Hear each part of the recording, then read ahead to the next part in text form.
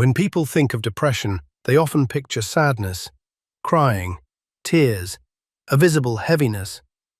But depression doesn't always look like that.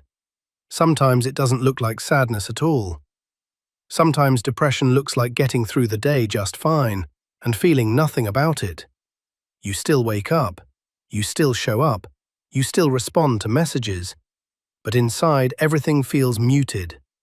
Not painful, not dramatic, just flat.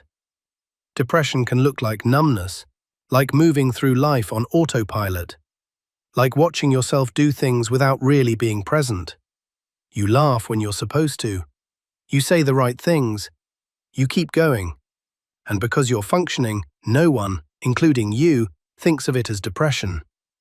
Sometimes depression looks like irritability. You feel on edge.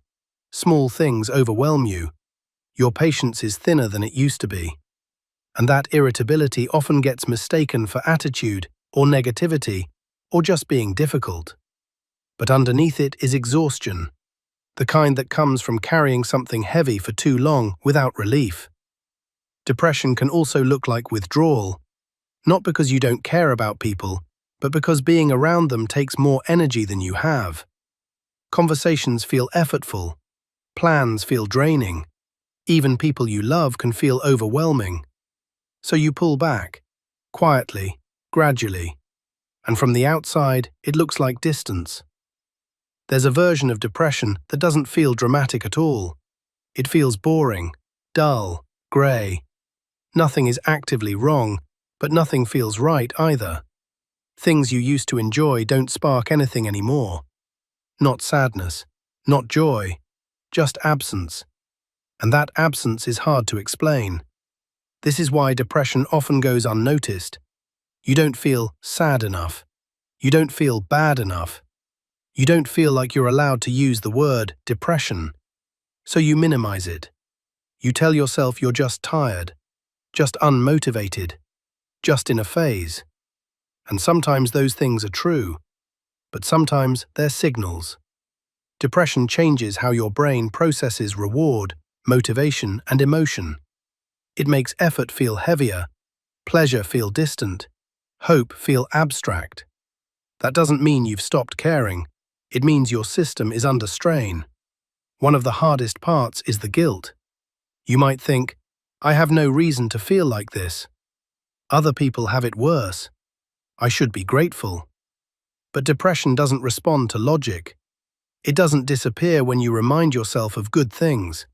If anything, guilt just adds another layer of weight. You can be smiling and struggling at the same time. You can be productive and depressed. You can be successful and empty.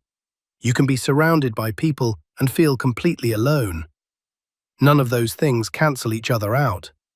If you've been wondering why you don't feel like yourself anymore, why everything feels harder without a clear reason, why your emotional range feels smaller than it used to be, it doesn't mean you're broken.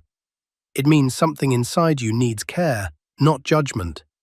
And care doesn't always mean action. Sometimes it starts with permission. Permission to name what's happening. Permission to stop minimizing your experience. Permission to take yourself seriously, even if you can't explain it perfectly. Depression doesn't always announce itself. Sometimes it whispers. Sometimes it hides behind routine, behind humor, behind competence. And because it doesn't look how people expect, it often gets ignored, even by the person experiencing it. So if this resonates, let this be the reminder. You don't need to be falling apart to be struggling. You don't need to look sad to deserve support. And you don't need to prove anything to take your own feelings seriously. You're allowed to acknowledge what you're carrying, even if it doesn't have a clear shape, even if it doesn't have a clear cause, even if it doesn't make sense yet.